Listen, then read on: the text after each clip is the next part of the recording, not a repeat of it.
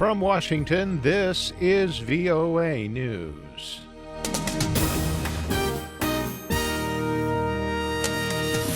I'm David Byrd reporting. Russia has called for an emergency meeting of the UN Security Council after nearly 80 Syrian troops were killed by U.S.-led coalition warplanes.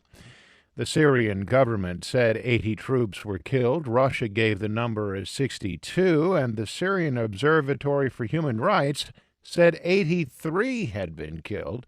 Scores of others were reported wounded.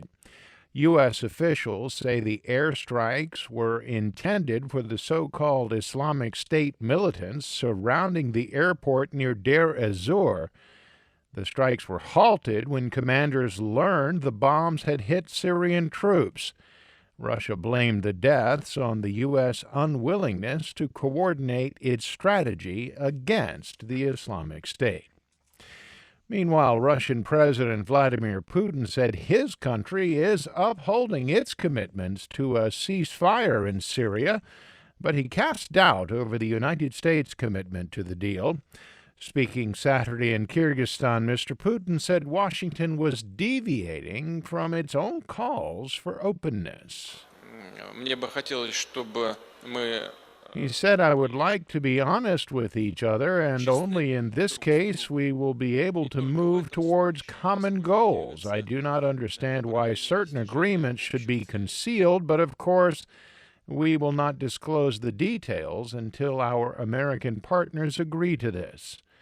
Russia's military says the United States is not fulfilling its obligation to restrain its rebel allies during a ceasefire agreed to last week in Geneva. A Russian military spokesman said the United States would be responsible if the truce broke down. Also, trucks loaded with humanitarian supplies continue to idle at the Syrian-Turkish border. They're carrying much needed relief for the besieged city of Aleppo. This is VOA News. Republican presidential nominee Donald Trump has vowed to rid the United States of illegal immigrants who have killed people.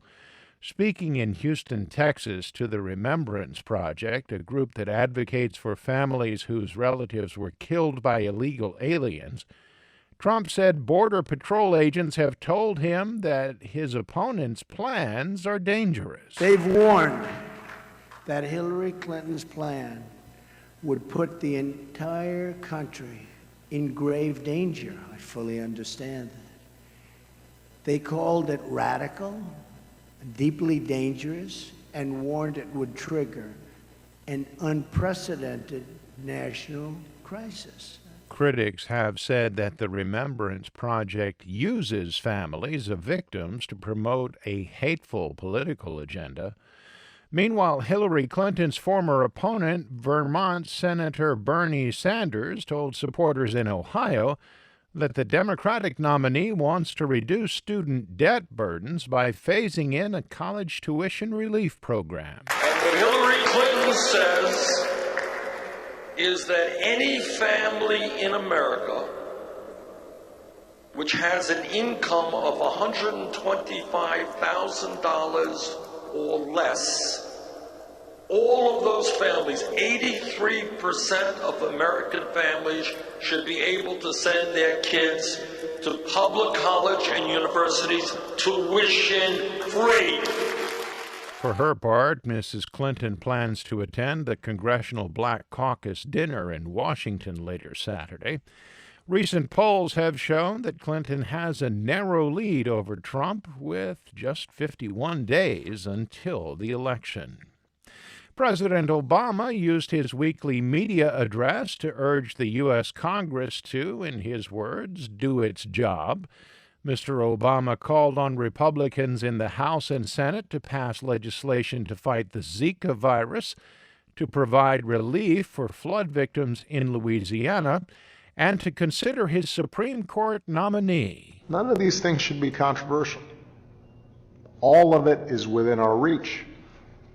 This is America. We can do anything. We just need a Congress that works as hard as you do. Mr. Obama urged voters to contact their representatives, and if they are not satisfied, in his words, you know what to do in November. Pope Francis encouraged European countries to welcome refugees fleeing violence in order to reduce terror and to foster a greater sense of humanity and hospitality. Speaking Saturday in Rome to alumni of Jesuit schools in Europe, Francis said that authentic hospitality is our greatest security against hateful acts of terrorism. He said the number of displaced persons in the world now is beyond imagination.